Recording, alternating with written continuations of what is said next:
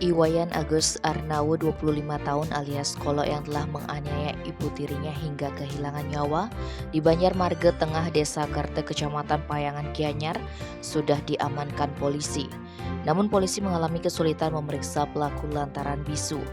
Kapolsek Payangan AKP Putu Agus Adiwijaya Selasa 20 September menerangkan saat ini pelaku masih menjalani observasi di RSJ Bangli selama 14 hari. Pihak polisi masih menunggu hasil observasi sehingga Agus Adiwijaya belum bisa memastikan apakah Kolok dijerat pidana atau tidak.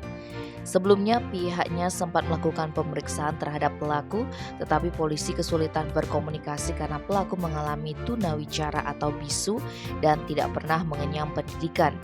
Lantaran tidak pernah mengenyam pendidikan, Kolok tidak memahami bahasa isyarat, padahal pihak kepolisian sudah mendatangkan seorang penterjemah dari SLB karena pelaku mengalami kekurangan.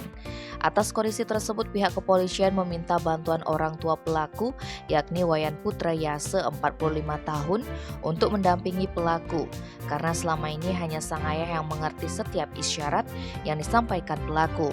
Hanya saja sesuai prosedur pemeriksaan tetap harus ada penerjemah terkualifikasi.